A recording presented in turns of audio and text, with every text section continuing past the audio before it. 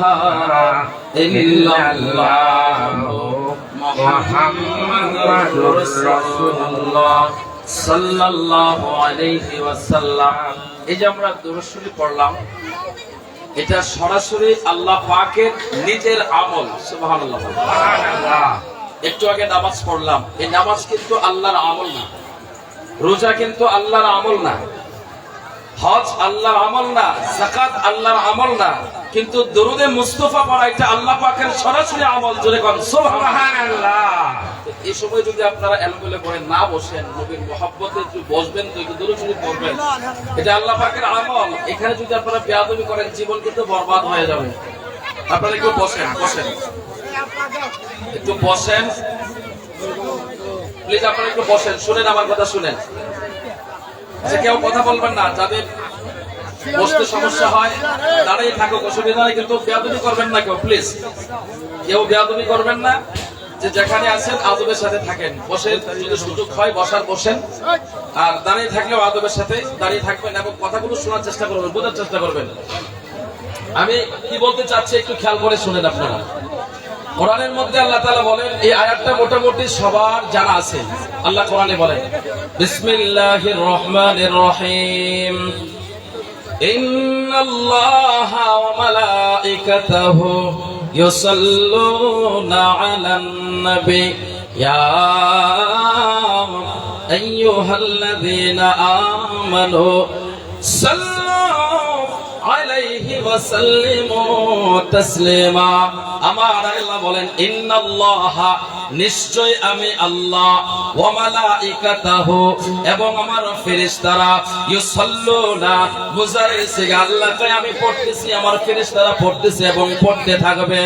আমার আল্লাহ পাক রব্বুল আলামিন নবীর উপরে দরুদ পড়তেছে এবং পড়তে থাকবে, কিয়ামত পর্যন্ত পড়বে।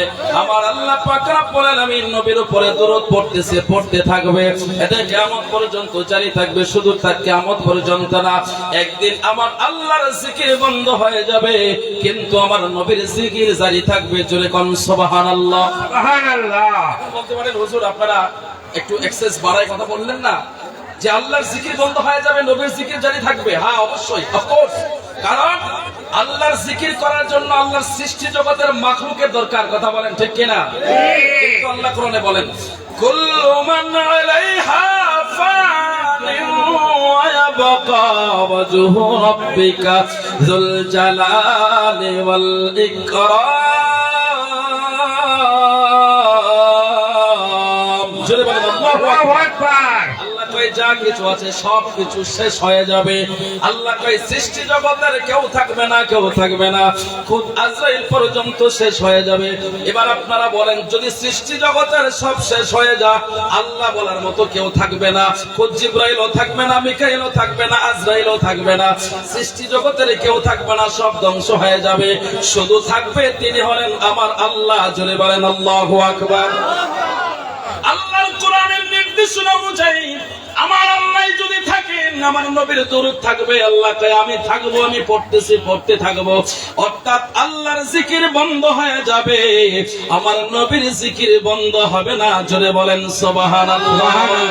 মদিনা ইমানের বাড়ি, ইমানদারের ঠিকানা, ওরে ইমানদারের ঠিকানা, আরে ইমান সারা নামাজ রোজা কিছুই কবুল হবে না। মদিনা ইমানের বাড়ি, ইমানদারের ঠিকানা, ওরে ইমানদারের ঠিকানা, আরে ইমান সারা নামাজ রোজা কিছুই কবুল হবে না। চিৎকার মেরে বলেন ইয়া রাসূলুল্লাহ, ইয়া রাসূলুল্লাহ। এই নবীর উপরে ঈমান আনার দরকার আছে না নাই? আছে। নবীর ভালোবাসা দরকার আছে না নাই? আছে। আমি সংক্ষিপ্তভাবে কয়েকটা কথা বলবো, অল্প সময়, যেহেতু ইশারের আগে শেষ করতে হবে আমাদের মিলাদ। এর ভিতরে আমাদের মুজিবুর চাচা কয়েকবার করে বলছে, হুজুর আপনাকে যেতে হবে, যেতে হবে। তো চাচা বললে তো আর না করার সুযোগ থাকে না, অপশন থাকে না। প্রোগ্রাম থাকলেও চাচার কথাটাকে অগ্রাধিকার দিতে হয়। তো আমি কষ্ট হয়েছে আসতে, এরপরও চাচার কথাটা রাখছি, যেহেতু আইসেই পড়ছি। আপনারা সবাই আহলে বায়াতের পাগল, পাক পাঞ্জাতনের পাগল, এই পাক পাঞ্জাতনের পাগল হওয়া, এই পাগলামিটা করা বা ওনাদের প্রেমে ভালোবাসায় বেগুর হওয়া, এটা একটা নিয়ামতের বিষয়। সুবহানাল্লাহ। সবার নসিবে হয় না, সবার কপালে জুটবে না। আপনি একটা জিনিস খেয়াল করেন, ইসলাম প্রচারের জন্য আল্লাহ রাসূল 100 লক্ষ সাহাবী ব্যবহার করেছেন। 100 লক্ষ সাহাবীর মাধ্যমে ইসলাম প্রচার করেছেন। আর যখন ইসলাম বাঁচানোর প্রশ্ন আসলো, যখন ইসলাম বাঁচানোর দরকার, তখন কোন সাহাবী আল্লাহ রাসূল ডাকে নাই, সরাসরি নবীর আওলাদকে রেখেছেন। ইসলাম বাঁচানোর জন্য নবীর আওলাদের প্রয়োজন, ইসলাম প্রচারের জন্য সাহাবীর প্রয়োজন, আর ইসলামকে বাঁচানোর জন্য নবীর কলিজার টুকরা ঢেলে দিয়েছেন। জোরে বলেন সুবহানাল্লাহ। আহলে বায়াত পাক পাঞ্জাতন, আমি অসংখ্য হাদিস থেকে দলিল দিয়ে, প্রায় অর্ধশতের উপরে কিতাবের মধ্যে দলিল দিয়ে আমি প্রমাণ করে দিয়েছি। আহলে বায়াত সরাসরি হাদিস থেকে প্রমাণ, কোরআন থেকে প্রমাণ। 5 জনকে আহলে বায়াত, 4 জনকে বলা হয়। এর মধ্যে একজন হচ্ছে মাওলা আলী, মা ফাতেমা, ইমামে হাসান পাক, ইমামে হুসাইন পাক। এই 4 জন হলো আহলে বায়াত। জোরে বলেন সুবহানাল্লাহ। এই হাদিস মুসলিম শরীফের হাদিস, 2য় খণ্ডের মধ্যে আসছে। এই মুসলিম শরীফের হাদিসের মধ্যে স্পষ্ট প্রমাণ, আহলে বায়াত 5 জনকে বলা হয়। তিরমিজি শরীফের 2য় রওয়ায়াতের মধ্যে আসছে, নবীজির একজন স্ত্রী আমাদের আম্মা জান, তিনি বললেন, ইয়া রাসূলুল্লাহ, এই আহলে বায়াত 4 জনকে আপনি গ্রহণ করে নিলেন, এদের ভিতরে কি আমাদেরকে নেওয়া যায় না? আল্লাহ রাসূল বলে, না, তোমাদের মাকাম আলাদা, ওনাদের মাকাম আলাদা। সুবহানাল্লাহ। দুইটা মজবুত জবরদস্ত কিতাবের মধ্যে প্রমাণিত হলো আহলে বায়াত এই 4 জন। সুবহানাল্লাহ, সুবহানাল্লাহ। এবার আসুন, নবীর আহলে বায়াত দিন বাঁচানোর জন্য নবীর আহলে বায়াত দিয়েছে। সুবহানাল্লাহ, সুবহানাল্লাহ। এবার আসুন, আহলে বায়াতের সবকিছু আপনারা যদি না বুঝেন, এগুলো যদি আলোচনা না হয়, আপনারা যদি এই কথাগুলো যদি আপনাদের সামনে উপস্থাপিত না হয়, তাহলে আপনি বুঝবেন কি করে ইসলামের জন্য আহলে বায়াতের অবদানটা কি, দ্বীনের জন্য আহলে বায়াতের অবদানটা কি। আপনি দেখুন, আমি সংক্ষিপ্তভাবে একটা কথা আপনাদেরকে শোনাই। আমার নবী রাহমাতুল লিল আলামিন মদিনা শরীফের ভিতরে শত শত হাজার হাজার সাহাবীরা উপস্থিত। হঠাৎ করে আমার নবী বসা থেকে দাঁড়িয়ে গেলেন। এবার আপনারা বলেন, নবী যদি বসা থেকে দাঁড়িয়ে যায়, কোন সাহাবী বসে থাকবে? কথা বলেন, কোন সাহাবী বসে থাকবে? আল্লাহর নবী, রহমতের নবী যেই মাত্র বসা থেকে দাঁড়িয়ে গেলেন, সমস্ত সাহাবায়ে কেরাম দাঁড়িয়ে গেলেন। আরো জোরে বলেন না সুবহানাল্লাহ, সুবহানাল্লাহ। আমার নবী রহমাতুল লিল আলামিন দুইটা হাত আল্লাহর দরবারে উঠায়া দিলেন। সাহাবায়ে কেরাম আল্লাহর নবীর কাছে দুইটা হাত উঠায়া দিলেন। আমরা মুনাজাত করি, যখন মুনাজাত শুরু করি, মুনাজাতটা শেষ করি, আমরা মুখে মাসাজ করে শেষ করে দেই, কিন্তু আল্লাহর রাসূল মুনাজাতের মাঝখান দিয়ে হাতটা ছেড়ে দিলেন। সুবহানাল্লাহ। আরে জোরে বলেন না সুবহানাল্লাহ, সুবহানাল্লাহ। রহস্য আছে না নাই? প্রত্যেকদিন আল্লাহ রাসূল মুনাজাতে হাত তোলেন, মুখে মাসাজ করে হাতটা ছেড়ে দেন, কিন্তু আজকে মুনাজাতের মাঝখানে ছেড়ে দিল, তার কারণ কি? সাহাবায়ে কেরাম ডাক দিয়ে বলে, ইয়া রাসূলুল্লাহ, নবীজি, ও নবী, নবী গো, আজকের এই দৃশ্যটা দেখার পরে বুঝতে পারলাম, হুজুর, নতুন কোন আইন জারি হয়েছে কিনা। ইয়া রাসূলুল্লাহ, আপনি কেন আজকে হাতটা মুনাজাতের মাঝখানে ছেড়ে দিলেন? আমার নবী ডাক দিয়া কই, সাহাবীরা, তোমরা, আমি যা দেখি তোমরা তা দেখো না, আমি রাসূল যা জানি তোমরা জানো না। সাহাবায়ে কেরাম বলে, ইয়া রাসূলুল্লাহ, তা তো অবশ্যই আপনার মতো, আপনার সমতল পৃথিবীতে কেউ হবে না। জোরে আওয়াজ করে বলেন আল্লাহু আকবার, আল্লাহু আকবার। ভালোবাসার জায়গা মদিনা, ভালো লাগার জায়গা মদিনা, বলো না, ভালোবাসার জায়গা মদিনা, ভালো লাগার জায়গা মদিনা। এত সুন্দর জায়গা কোথাও দেখি না, সাজিয়েছেন আল্লাহ রাব্বানা, ভালোবাসার জায়গা মদিনা, বলো না, ভালোবাসার জায়গা মদিনা, ভালো লাগার জায়গা মদিনা, বলো না, ভালোবাসার জায়গা মদিনা, ভালো লাগার জায়গা মদিনা। হাতটা উঁচু করে নবীর মহব্বতে বলা যাবে, ইয়া রাসূলুল্লাহ, রাসূলুল্লাহ। আল্লাহর নবী, রহমতের নবী, কামলিওয়ালা নবী যখন হাতটা ছেড়ে দিল, সাহাবীরা বলে, ইয়া রাসূলুল্লাহ, ব্যাপারে কি হয়েছে গো নবী? এমন সময় সাহাবীরা তাকায়া দেখে আমার নবীর চোখের কোনা ভিজে গেল, নবীর চোখ দিয়ে পানি পড়তেছে। জোরে কোন আল্লাহু আকবার, আল্লাহু আকবার। এরা নবীর আসে। সাহাবীরা দেখো ইয়া রাসূলুল্লাহ, ইয়া হাবিবাল্লাহ, নবী গো, আপনার চোখের পানি আমরা কিন্তু সহ্য করতে পারি না, খুদ আল্লাহ নিজেও সহ্য করে না গো নবী। ইয়া রাসূলুল্লাহ, নবীজি আপনার চোখের পানি মুছার জন্য কিন্তু আমরা সাহাবীরা জীবন দিতে রাজি। সুবহানাল্লাহ। এই নবীর সাহাবীরা কত নবীরা ভালোবাসেন। সাহাবীরা বলে ইয়া রাসূলুল্লাহ, আপনি কাঁদবেন না গো নবী, আপনার চোখের পানি আমরা সহ্য করতে পারি না গো নবী। আমার নবী দেখে বলে সাহাবীরা রে সাহাবীরা, আমার আল্লাহ যে সংবাদ পাঠাইছে, রে সাহাবীরা তোমাদের মধ্যে কে আছো আল্লাহর সে সংবাদের সাথে তোমরা এক হইতে কে আছো প্রস্তুত? সাহাবীরা লাগিয়া কয় ইয়া রাসূলুল্লাহ, ইয়া হাবিবাল্লাহ, নবী গো, কার জন্য কিসের সংবাদ কি বিষয়ে আল্লাহ পাঠাইছেন? আমার নবী লাগিয়া কয় রে সাহাবীরা, একজন ব্যক্তি আসতেছে তোমার নবীকে হত্যা করার জন্য। জোরে কোন নাউযুবিল্লাহ, নাউযুবিল্লাহ, আরো জোরে নাউযুবিল্লাহ। হযরত ওমর লাগিয়া কয় ইয়া রাসূলুল্লাহ, ইয়া হাবিবাল্লাহ, নবীজি, আমি ওমর যতদিন বেঁচে আছি আপনার উপরে টাচ করবে এমন বাপের ছেলে পৃথিবীতে জন্ম নেয় নাই। আরো জোরে বলেন সুবহানাল্লাহ। হুজুর আপনি শুধু বলেন কে আসতেছে। আমার নবী বলে সাহাবীরা শুনো, তোমরা তার কথা শুনলে অবাক হয়ে যাইবা। যে লোকটা সকালে 22 কেজি খায়, বিকালে 26 কেজি খায়, সুবহানাল্লাহ, সকালে এবং বিকালে মিলে সে 46 কেজি খায়, কয় কেজি? তার নাম হইল আমর, সে বড় দানব। সে আল্লাহর খানায় কাবা ধরে কসম করেছে, আল্লাহর খানায় কাবা ধরে কসম করেছে আর বলেছে আমি যতক্ষণ পর্যন্ত দুনিয়া থেকে মুহাম্মদকে হত্যা না করব ততক্ষণ ফিরে আসবো না। এই কথা বলে সে রওনা দিয়েছে। সে মদিনার বর্ডার ক্রস করে ভিতরে ঢুকে যাচ্ছে। এই সাহাবীরা তোমরা কে পারবা তার মোকাবেলা করার জন্য? সমস্ত সাহাবীরা ডাক দিয়ে কয় ইয়া রাসূলুল্লাহ, আমরা সবাই মিলে মোকাবেলা করব, আপনি শুধু অনুমতি দেন। আমার নবী কই না, আমার নবী রহমতের নবী, কামলিওয়ালা নবী, সমস্ত সাহাবীদের ভিতরে দিকে তাকায়া রইলেন। পিছন দিক দিয়ে হাত তুললেন হযরত আলী। জোরে জোরে হযরত আলী হাত তুললেন। সাহাবীরা কয় আলী তুমি তো ছোট, রে আলী তুমি ছোট, তুমি তার মোকাবেলা করতে পারবা না। সে কিন্তু 46 কেজি খায়, তুমি তার মোকাবেলা কি করে করবা? সে তলোয়ারটা যে ব্যবহার করে, সে তলোয়ারটা 7.5 মণ।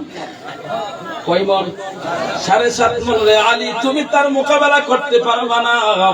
হযরত আলীকে বসায়া দিল। আমার নবী বলে তোমাদের মধ্যে একক কে আছো সাহস করে যুদ্ধ করবা, তার মোকাবেলা করবা? কেউ দাঁড়ায় নাই। দ্বিতীয়বার হযরত আলী হাত তুললেন। সুবহানাল্লাহ। আমার নবী ফাইনালি লাস্ট এবার বললেন তোমাদের মধ্যে কে আছো কে মোকাবেলা করবা? হযরত আলী দাঁড়ায়া গেলেন।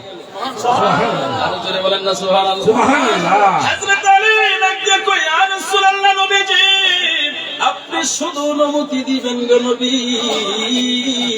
পৃথিবীর বুকে এমন কোন পালোয়ানের জন্ম হয় নাই যে আলীর তলোয়ার থেকে বেঁচে ফিরবে। একটু আওয়াজ করে কি বলা যাবে? আল্লাহু আকবার, আল্লাহু আকবার। পাঞ্জাতনকে মানার মতো মানো, ইমানানো ভাগ পাঞ্জাতনকে মানার মতো মানো, নামাজ রোজা হজ যাকাত যত করো ইবাদত, সবার আগে পাঞ্জাতনকে চিনো, পাঞ্জাতনকে মানার মতো মানো, ইমানানো ভাগ পাঞ্জাতনকে মানার মতো মানো। একটু দুইটা হাত তুলে বলেন ইয়া আলী, ইয়া আলী, জোরে বলেন ইয়া আলী, ইয়া আলী, ইয়া আলী, ইয়া আলী, ইয়া আলী, ইয়া আলী। হযরত আলী রাদি কই ইয়া রাসূলুল্লাহ, নবীজি আপনার 16 লক্ষ সাহাবী কেউ যাবে না, শুধু আমি যাব। সুবহানাল্লাহ, জোরে বলেন সুবহানাল্লাহ। আমার নবী দেখে আলী যে বাবা 46 কেজি খায়, যার তলোয়ারটার 7.5 মণ ওজন, তুমি কেমনে মোকাবেলা করবা? হযরত আলী রাদিয়াল্লাহু ইয়া রাসূলুল্লাহ আমি আলী একমাত্র আল্লাহ এবং তার রাসূল ছাড়া পৃথিবীর কোনো মানুষকে বই করি না। জুড়ে বলেন সুবহানাল্লাহ। হযরত আলী আমার নবীকে রাখতে বললেন, ইয়া রাসূলুল্লাহ, নবীজি, নবী গো নবী, আপনি শুধু অনুমতি দেন। আমার নবী অনুমতি দিলেন এবং নবীর হাতের তলোয়ার জুলফিকারটা হযরত আলীর হাতে উঠায়া দিলেন। সুবহানাল্লাহ। হযরত আলী ডাক দিয়ে কয়, ইয়া রাসূলুল্লাহ, পৃথিবীর মধ্যে এমন কোন মা সন্তান জন্ম দেয় নাই, নবীর হাতের তলোয়ার যে আলীর হাতে আছে, এই তলোয়ার থেকে বেঁচে ফিরবে এমন কোন মায়ের সন্তান জন্ম নেয় নাই। হযরত আলী তলোয়ারটা নিয়ে একটা দৌড় মারলো, দৌড়ায়া যাইয়া হযরত আলী সাহাবায়ে কেরাম পিছনে পিছনে, কিন্তু হযরত আলী যখন দৌড় দিল, হযরত আলী দেখলো দৌড় দিছে, আর সাহাবায়ে কেরাম আলীকে খুঁজে পায় না। সুবহানাল্লাহ। অল্প সময়ের ভিতরে মানে চোখের পলকে একেবারে বর্ডারে চলে গেছে। সুবহানাল্লাহ। সুবহানাল্লাহ। হযরত আলী ওই পালোয়ান আমাকে ডাক দিয়ে কয়, আমর আর এক কদম সামনে যাও না। সুবহানাল্লাহ। সুবহানাল্লাহ। একটা কদম তুমি সামনে যেতে পারবে না, যেখানে আছো সেখানে ব্রেক করো। বলে, তুমি কে? কয়, আমি কে সেটার পরিচয় তোমাকে পরে দিচ্ছি। তুমি কিসের জন্য আসছো? বলে, আমি আব্দুল্লাহর বেটা মুহাম্মদের মাথা নেবার জন্য আসছি। নাউজুবিল্লাহ। নাউজুবিল্লাহ। হযরত আলী কয়, আব্দুল্লাহর বেটা মুহাম্মদের শরীরে টাচ করার আগে আগে আমার সাথে মোকাবেলা করো। সুবহানাল্লাহ। আমার কয়, তুমি কে? আমার নাম হচ্ছে আলী। সুবহানাল্লাহ। তোমার নাম আলী? তোমার তো দেখতে বাচ্চার মতো লাগে, তুমি আমার সাথে কি মোকাবেলা করবে? তুমি সাইজ দেখে কথা বলো, আমি কিন্তু 46 কেজি প্রতিদিন খাই। হযরত আলী কয়, তুই আজকে কয় কেজি খাইছিস? আজকেও 46 কেজি খাইছি। হযরত আলী কয়, আজকে আমি রোজা রাখছি। সুবহানাল্লাহ। আরো জোরে কর না সুবহানাল্লাহ। সুবহানাল্লাহ। হযরত আলী একদম, তুমি 46 কেজি খেয়েছো আর আমি আলী সারাদিন রোজা রেখেছি, তোমার সাথে আমি মোকাবেলা করব, আমার সাথে তুমি মোকাবেলা করো। এবার ওই আমর ডাক দিয়ে কই, রে আলী, তোমার সাথে আমি কি মোকাবেলা করব? তোমাকে ছোট মানুষ দেখা যায়, তুমি আমার তলোয়ারের সমান না। হযরত আলী কই, তুমি মোকাবেলা করতে আসছো, আগে মোকাবেলা করো। সুবহানাল্লাহ। হযরত আলীর সাথে সাথে একটা কি করলেন, তলোয়ারটা দিয়ে একটা বৃত্ত আঁকলেন। সুবহানাল্লাহ। কি করলেন? একটা বৃত্ত আঁকলেন। আঁকার পরে বলতেছে, বাবা, তুই যদি মায়ের সন্তান হয়ে থাকিস, তুই যদি তোর মায়ের দুধ খেয়ে থাকিস, এই বৃত্তটার ভেতর থেকে তুই বের হয়ে দেখ। জোরে বলেন আল্লাহু আকবার। আল্লাহু আকবার। যে রুকসেনের ভিতরে ওর চোখে কিছু দেখে না। সুবহানাল্লাহ। সুবহানাল্লাহ। আমার দেখ দিয়ে বলেন, রে আলী, ব্যাপার কি বুঝলাম না, এটা কোথায় থেকে তুমি কি করলা? হযরত আলী কয়, এটা আমি নবী থেকে শিখছি। সুবহানাল্লাহ। বলে, আমার আল্লাহ কোরআনে বলেন, ওয়ামা রামাইতা ইয রামাইতা ওয়ালাকিন্নাল্লাহ রামা।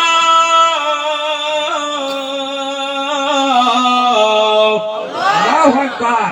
আমার নবী, রহমতের নবী, হিজরতের রাত্রে নবীজির ঘরের বাহিরে 3000 তলোয়ার নিয়ে দাঁড়িয়ে আছে আবু জাহেল, উতবা, সাইবা নবীকে হত্যা করার জন্য।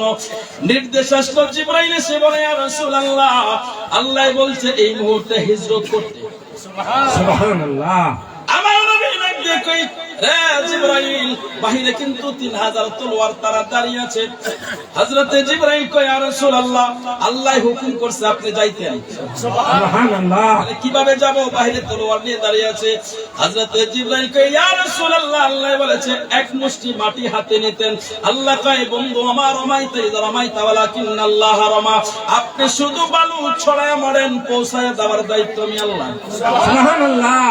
ছড়ায় মারলেন, সকলের চোখে চোখে পড়ে গেল, সবাই চোখ কাছলাইতেছে। আর হযরত জিবরাইলকে, ইয়া রাসূলুল্লাহ, সহজ রাস্তা আপনি বেরিয়ে যান। সুবহানাল্লাহ। আমার নবীকে বের হওয়ার আগে আমার কিছু কাজ আছে। মানে কি কাজ? বলে, আমাকে শুধু মুসলমানরা রাহমাতাল লিল আলামিন মানে না, সমগ্র কাফেররাও আমি নবীকে রাহমাতাল লিল আলামিন। সুবহানাল্লাহ। অনেক কাফেররাও আমার কাছে আমানত রেখেছে, আমি সে আমানত গুলো দিয়ে আসতে হবে। এবার আমানত গুলো কার কাছে দিব? হযরত আলীর হাতে দিলেন। আলীকে ডাক দেখে, আলী রে, তোর হাতে সে আমানত গুলো দিলাম, সবগুলো তুমি বন্টন করবা, আগামীকাল বন্টন করে পরের দিন তুমি মদিনে আসবা। সুবহানাল্লাহ। হযরত আলী বলেন, ইয়া রাসূলুল্লাহ, ইয়া হাবিবাল্লাহ, নবীজি, মরণের খাটে আপনি আমারে শোয়াইতেছেন, আপনি চলে যাবেন, কাফেরেরা 3000 তলোয়ার নিয়ে ঘরের ভিতরে ঢুকবে। নবী গো আপনার বিছানায় যারে পাইবে তারে তো জবাই করবে। হুজুর আপনি বললেন আগামীকাল মদিনায় আইসো, তার মানে আজকে আমি কনফার্ম আমার যে কোনো দিন মরণ হবে, কিন্তু আজকে আমার মরণ হবে না। সুবহানাল্লাহ আরো জোরে বলেন না সুবহানাল্লাহ। সুবহানাল্লাহ কেন আমার মরণ হবে না? কারণ আমার মরণের জিম্মাদার আমার নবীর হাতে নিয়ে নিছে। জোরে আওয়াজ করে বলেন না আল্লাহু আকবার। আল্লাহু আকবার আমরা বলি হাজার দরুদ হাজার সালাম চার খাতিরে দু জাহান, হাজার দরুদ হাজার সালাম দু জাহান, আল্লাহ রাসূলের গুণগান গৌরে আশিকান, আল্লাহ রাসূলের গুণগান। হাজার সালাম পড়লে গুণ হইব না। মহব্বতে আওয়াজ করে পড়েন, হাতটা উঁচু করে বলেন হাজার দরুদ হাজার সালাম চার খাতিরে দু জাহান, হাজার দরুদ হাজার সালাম চার খাতিরে দু জাহান, আল্লাহ রাসূলের গুণগান গৌরে আশিকান, আল্লাহ রাসূলের গুণগান। এখন মারহাবা মারহাবা হযরত আলী কই ইয়া রাসূলুল্লাহ আমার জীবনে যে কোনো দিন মরণ আসতে পারে, বাট আজকে আমার মরণ যে হবে না এটা আমি কনফার্ম। সুবহানাল্লাহ সুবহানাল্লাহ হচ্ছে সাহাবীদের বিশ্বাস। নবী বলছে আগামীকাল মদিনায় আইসো, তার মানে মরণের জিম্মাদারি আমার নবীর হাতে নিয়ে নিয়েছে। সুবহানাল্লাহ আজকে মরবো না অবশ্যই মদিনায় যাওয়ার আগ পর্যন্ত আমি আলীর মৃত্যু হবে না। জোরে কোন সুবহানাল্লাহ। সুবহানাল্লাহ কিন্তু সাহাবীরা বিশ্বাস করলো, মোল্লাই বিশ্বাস করলো না। মোল্লার বিশ্বাস হয় না, সাহাবীদের বিশ্বাস হয়। সুবহানাল্লাহ বলেন। সুবহানাল্লাহ এবার সাহাবায়ে কেরাম হযরত আলী নবীজির বিছানার মধ্যে শুয়ে পড়লেন। এদিক দিয়ে আমার নবী বের হয়ে যাচ্ছে। 3000 কাফের, কয় হাজার? 3000 কাফের তলোয়ার নিয়ে দাঁড়ায় রইছে। নবী চলে যাচ্ছে, একজন কাফেরের চোখে পড়ে না। সুবহানাল্লাহ এবার মিলাদে যখন আমরা নবীকে দাঁড়িয়ে সালাম দেই, আমরা যখন নবীকে ইয়া নবী সালাম আলাইকা বলি, কাফেরদের চোখে যে আগে পড়েছিল না, এখন কি আর কাফেরদের চোখে পড়বে? নবীর আসা যাওয়া এটা কাফেরদের চোখে পড়ে না। এবার মিলাদ নিয়ে দ্বন্দ্ব করার কিছু নাই। মিলাদ যদি কেউ পড়তে না চায়, তাদের সাথে মোকাবেলা করার কোনো দরকার নাই, তাদের সাথে ডিভাইডের কোনো দরকার নাই। নবী যদি বলে এরা হাজির নাজির নবী না, নবীকে দেখি না, এদের সাথে ডিভাইড করার দরকার নাই। বুঝতে হবে এটা উতবা সাইবা আবু জাহেলের দল। কথা বলেন ঠিক কি?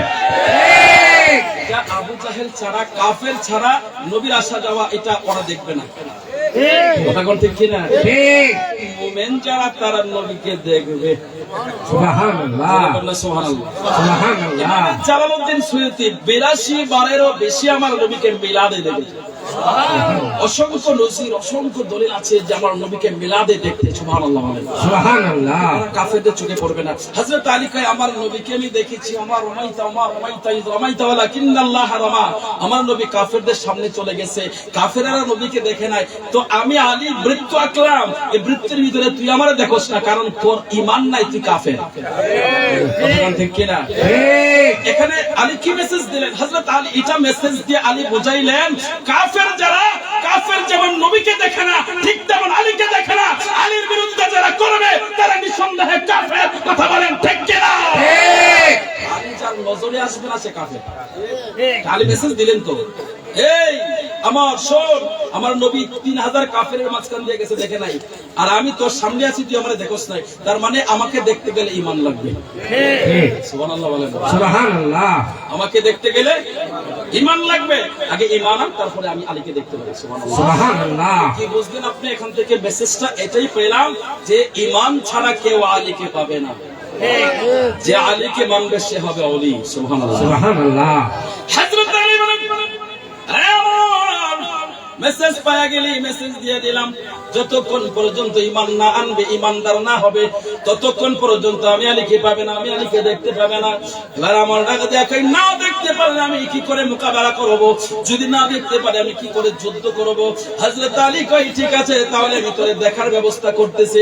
আমি আলী চাইলে গোপন থাকতে পারি, আমি আলী চাইলে আবার প্রকাশ হইতে পারি। সুবহানাল্লাহ আলী ওপেন হয়ে গেল। এবার ডাক দিয়ে কই দেখোস নি আমার? কয় দেখি তো। এখন এবার তুই যুদ্ধ শুরু করে দে।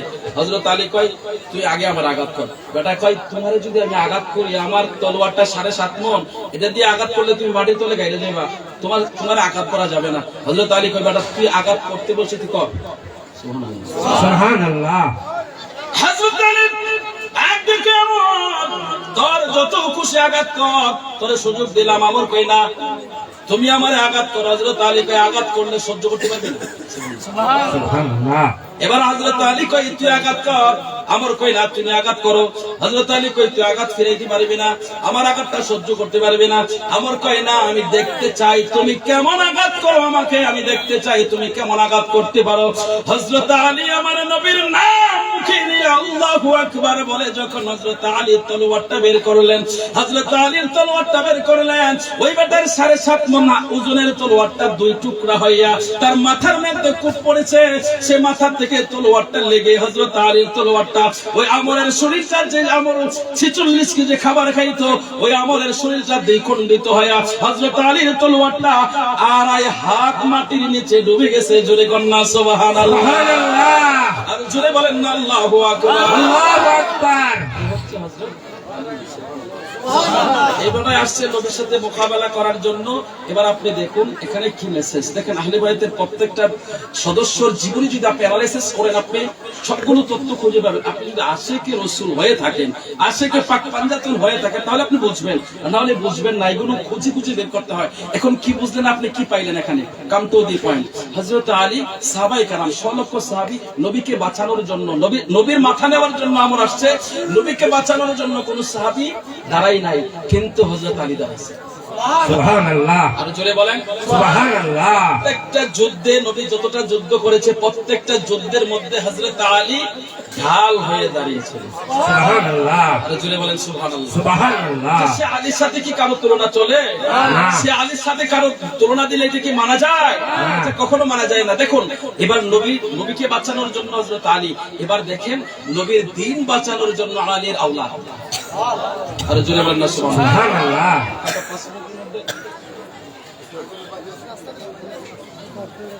এখানে কয়টা আজান?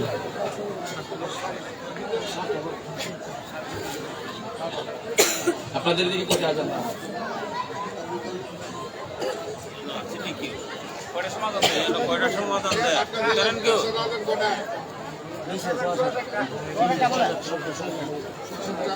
তাহলে তার সময় নাই। আসুন আমরা প্রিয় লোককে যারা সালাম জানাই। ইয়া নবী সালাম আলাইকা, ইয়া রাসূল সালাম আলাইকা, ইয়া হাবিব সালাম আলাইকা, সালাওয়াতুল্লাহ আলাইকা। নবীজি ইয়া রাসূলুল্লাহ। ওগো নবীজি, ও মায়ার নবী, কালিমা তৈয়বায় আপনার নাম, আজানে শুনে আপনার নাম, আরশে লেখা আপনার নাম, আপনি যে নূরের মুজাসসাম,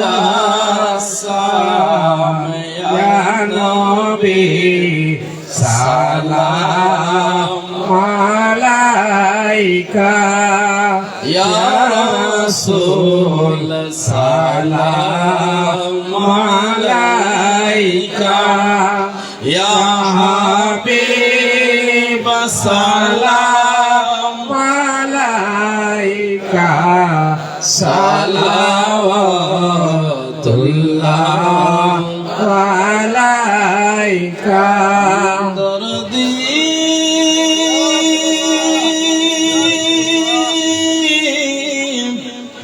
ওগো দরদি, ও মায়ার নবী, যেতে যদি পারতাম মদিনা, আমরা বলিতাম মনে বেদনা চুমিতা আপনার রওয়াজাশিত হলো হয়তো কোলে যায় নবী সালাম আলাইকা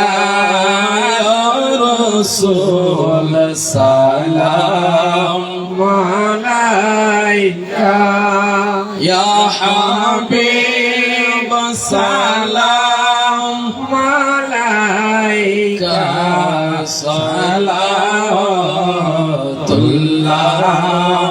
আলাইকা রাসূল আযম ইমাম তো কম বন্দো কা জলওয়ায়ে শানে কুদরত পেলা লাখো সালাম খাজায়ে খাজগান খাজা হিন্দ সুলতান আতায়ে রসুল খাজা খাজা খাজা খাজা গরিবান আওয়াজ উসমাইনো দিনো মিল্লাত পেলা লাখো সালাম سيدي سيدي مرشدي مرشدي সৈয়দ আব্দুর রহিম দুগামী আশা আপনার কদম মোবারক পেলা লাখো সালাম মুস্তাফা জানে রহমত পেলা লাখো সালাম শমঈ বজ মে হেদায়ত গেলা سيدي مرشدي সৈয়দ রফিকুল হুসাইন চিশতি আপনার কদম মোবারক পেলা লাখো সালাম মুস্তাফা জানে রহমত পেলা লাখো